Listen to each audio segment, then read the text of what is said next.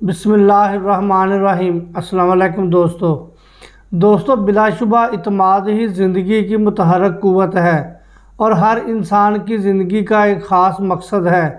قرآن و سنت میں مسلمانوں پر زور دیا گیا ہے کہ وہ اپنا اعتماد کسی صورت مجروح نہ ہونے دیں۔ وجہ یہ ہے کہ معاشرتی تعلقات میں اعتماد و اعتبار ریڑھ کی ہڈی جیسی حیثیت رکھتا ہے۔ جس معاشرے سے اعتماد رخصت ہو جائے وہ جلد ٹوٹ پھوٹ کا نشانہ بن جاتا ہے۔ باہمی تعلقات ذاتی ہوں یا پیشہ وارانہ، اعتماد کی موجودگی انسان کو اطمینان و یقین کی دولت عطا کرتی اور شک و شبہ سے نجات دلاتی ہے۔ اسی باعث اعتماد کے ذریعے ہی ہر معاشرے میں تمام کام بخیر و خوبی انجام پاتے ہیں۔ ہماری زندگی چند دنوں کی ہے، لیکن اس کی ذمہ داری بنسبت زندگی کے کئی حصے سے زیادہ ہے۔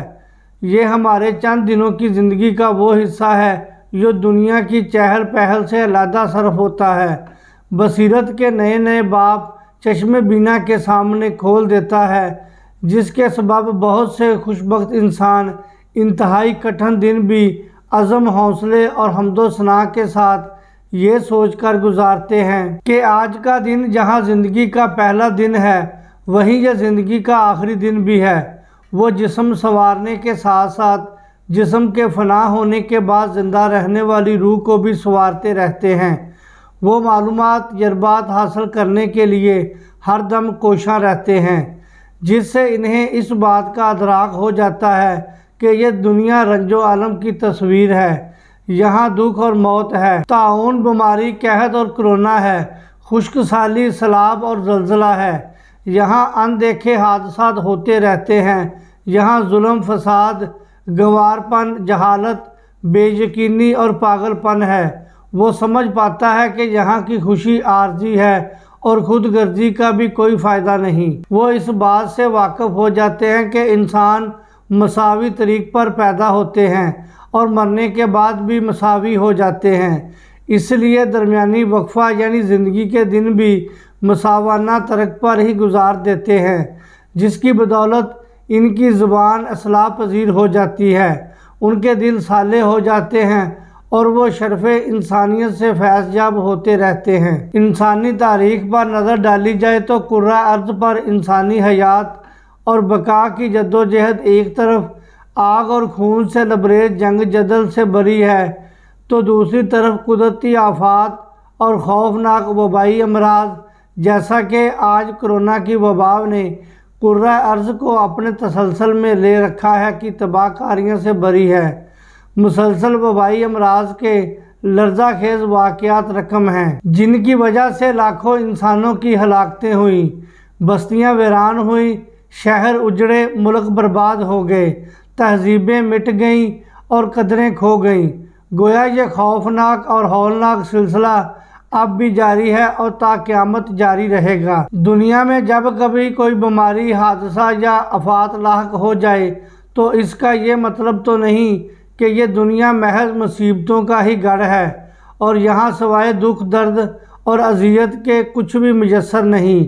انسانیت کی اپنی بدعمالیوں کے سبب قدرتی آفات تو کہیں بھی کسی بھی لمحے آ سکتی ہیں اور آنے والے کل میں کیا ہے کسی کو معلوم نہیں، مگر روئے زمین پر موجود انسانی آبادی کی ایک کثیر تعداد کے اس جاہل اور پاگل پن کا کیا کیا جائے جو رنگ، نسل، مذہب اور مسلک کی آڑ میں اناس، ضد اور حسد کے تحت اپنی مکروہ سازشوں، ناجائز کارروائیوں اور کالی کرتوتوں سے انسانیت کو شرمسار کرتی چلی جا رہی ہیں، اور ان کی اس ظلم و جبر اور زیادتی کا مداوع کیسے ہو جو وہ کل بھی ایک دوسرے کے ساتھ روا رکھے ہوئے تھے اور آج بھی جاری رکھے ہوئے ہیں۔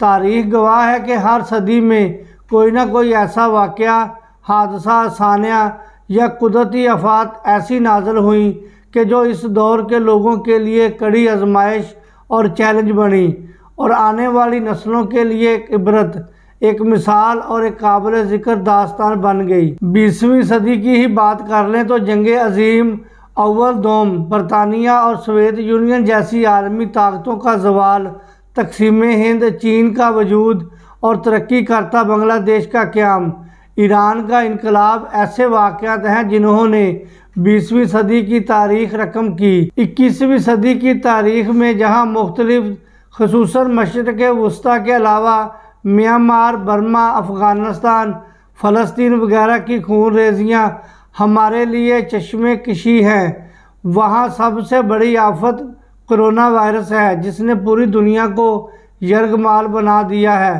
اور ہر شعبہ زندگی کو بری طرح متاثر کیا ہے۔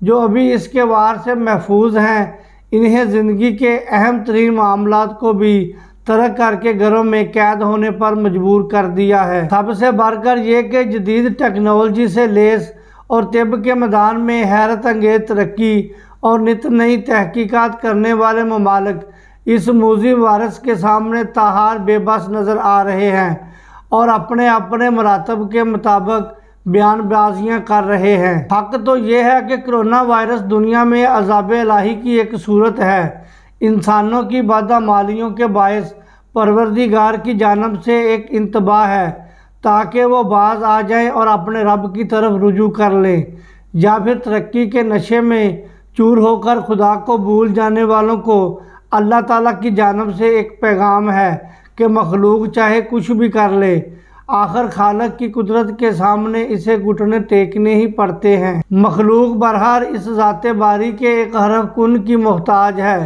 تکبر اسی کو شایع ہے کہ جو قادر مطلق ہو اور وہ صرف اللہ کی ذات ہے، انسان نہیں۔ یہ کہا جا سکتا ہے کہ کرونا وائرس کے ذریعے خدا نے خواب دیدہ اور غفلت میں ڈوبی امت مسلمہ کو بلکہ پوری انسانیت کو جھنجھوڑا ہے تاکہ وہ بیدار ہو کر ہوش کے ناخن لے۔ ذرا غور کیجئے کہ جب سے اس کائنات پر انسانی مخلوق کا وجود ہوا تب سے اس مخلوق نے ناقابل یقین ترقی کی ہے۔ وہ انسان جو کبھی درندوں سے محفوظ رہنے کے لیے گپوں اور غاروں میں رہتا تھا، آج نہ صرف سمندروں کی تہہ تک چلا جاتا ہے بلکہ خلائی جہازوں کے ذریعے مریخ پر بھی جا پہنچا ہے۔ سائنسی اور مادی ترقی کے ساتھ ساتھ اس انسان نے فلسفے میں بھی کمال حاصل کیا اور ایسی ذہنی گتھیاں سلجھائیں یا الجھائیں کہ جنہیں پڑھ کر اندازہ ہوتا ہے کہ دنیا کا کوئی ایسا مسئلہ نہیں رہا جس کا انسان نے حل تلاش نہ کیا ہو۔ مگر اس سب کے باوجود ہر ذی شعور کے ذہن میں یہ سوال ابھر رہا ہے کہ کیا آج کا انسان حقیقی معنوں میں انسان بن چکا ہے اور انسانیت کے وہ کام پورا کر رہا ہے جس پر اسے اشرف المخلوقات کا درجہ ملا ہے؟ کیا آج کا یہ ترقی یافتہ انسان قدیم انسان کے مقابلے میں رحم دل بن گیا ہے یا زیادہ شفاق؟ گزشتہ 3-4 صدیوں کی ہی تاریخ پر نظر ڈالیں تو ان برسوں میں تخلیق کائنات کے گمبھیر مسئلے سے لے کر اخلاقیات کے اصولوں تک فلسفے نے ہر مسئلہ کھول کر بیان کر دیا ہے۔ گزشتہ 3-4 صدیوں کی ہی تاریخ پر نظر ڈالیں تو ان برسوں میں تخلیق کائنات کے گمبھیر مسئلے سے لے کر اخلاقیات کے اصولوں تک فلسفے نے ہر مسئلہ کھول کر رکھ دیا ہے۔ ریاست کیا ہوتی ہے؟ جمہوریت کی روح کیا ہے؟ عوامی نمائندے کیسے منتخب کیے جائیں؟ انصاف کی فراہمی یقینی کیسے بنائی جائے؟ شخصی آزادی کتنی اہم ہے؟ مساوات کا تصور کیا ہے؟ ملک اور فرد کا باہمی رابطہ کیا ہونا چاہیے؟ سوشل کنٹریکٹ کس مرض کی دوا ہے؟ علم کے ذرائع کیا ہیں؟ دلیل کیا ہے؟ عقیدہ کیا ہے؟ ایمان کیا ہے؟ غرض انسانی معاشرت کا کوئی پہلو ایسا نہیں جس پر انسان نے علم کے پہاڑ نہ کھڑے کر دیے ہوں، مگر عقل کے یہ تمام مدارج طے کرنے کے باوجود آج کی دنیا کا انسان یہ دعویٰ نہیں کر سکتا کہ اس نے کرۂ ارض سے ظلم اور ناانصافی کا خاتمہ کر دیا ہے، کہیں پر بھی جنگ اور کشت و خون کا خاتمہ کر دیا ہے، نہتے لوگوں اور معصوم بچوں کی لاشوں گلی کوچوں، شاہراہوں، ویرانوں اور ساحلوں پر پڑنے نہیں دیتا ہے، اکثریتوں کے ہاتھوں اقلیتوں کا قتل عام نہیں ہونے دیتا، مظلوم کو ظالم سے بچاتا ہے، دنیا میں کسی کو بھوکا نہیں رہنے دیتا اور کسی بیمار کو محض اس وجہ سے نہیں مرنے دیتا کہ اس کے پاس علاج کے پیسے نہیں تھے، کسی کو کھلے آسمان کے نیچے زندگی گزارنے نہیں دیتا کہ اس کو رہنے کے لیے گھر نہیں۔ ترقی یافتہ ممالک کے پاس تو شاید ان باتوں کا کوئی نہ کوئی جواب ہو،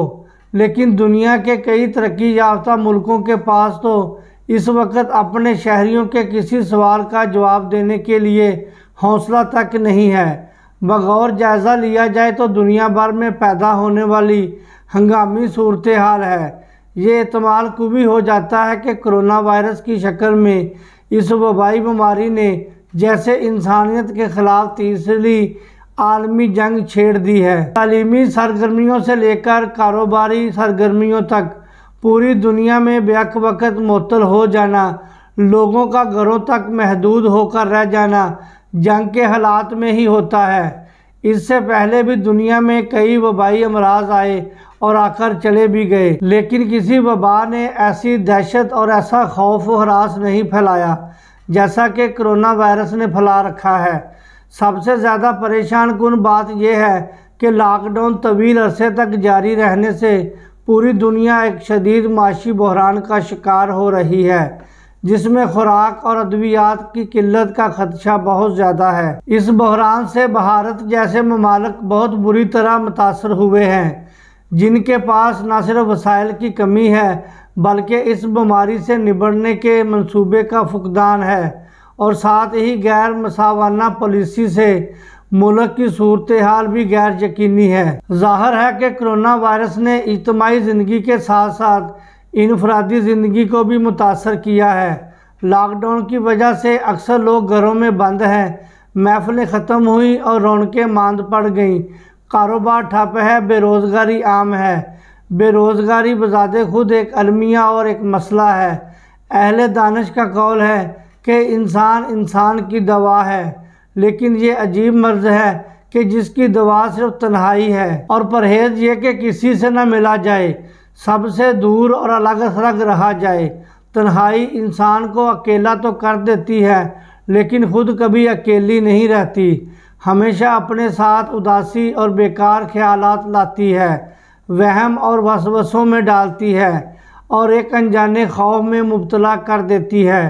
تاہم جن کے خیالات نیک اور بااعتماد ہوتے ہیں وہ ہر حال میں خوش رہتے ہیں اور اپنی خود اعتمادی سے زندگی کے ہر مرحلے کو اللہ کے ذکر سے عبور کرتے چلے جاتے ہیں۔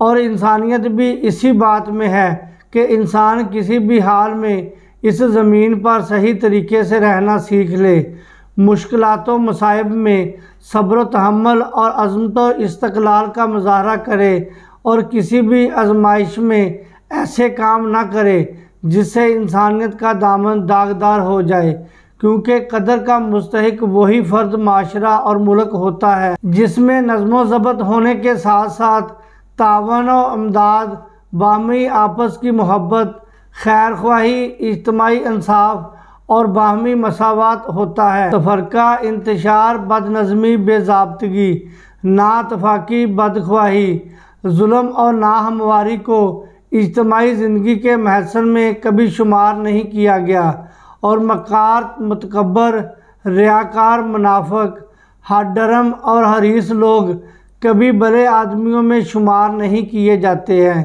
ہر کسی کے ساتھ حسن و سلوک، رفاقت، بے کسوں کی خبر گیری، مریضوں کی تیمارداری اور مصیبت زدہ لوگوں کی عنایت ہمیشہ نیکی سمجھی جاتی ہے۔ دنیا میں نیکی اور بھلائی کرنے کے برابر کوئی اور کام نہیں ہے۔ اس میں دنیا اور دین دونوں کی بھلائی ہے۔ روحانی اور جسمانی راحت کا سامان نیکی میں ہی پوشیدہ ہے۔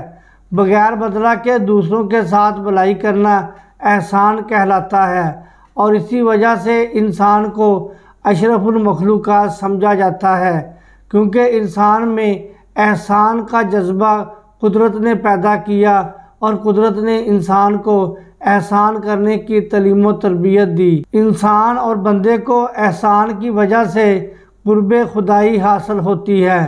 خدا کے بندوں سے نیکی کرنا خدا کو بہت پسند ہے۔ جو لوگ خدا کے بندوں سے محبت کرتے ہیں وہ خدا کے دوست کہلاتے ہیں، اور ایسے ہی لوگ دین اور دنیا کی فلاح پاتے ہیں۔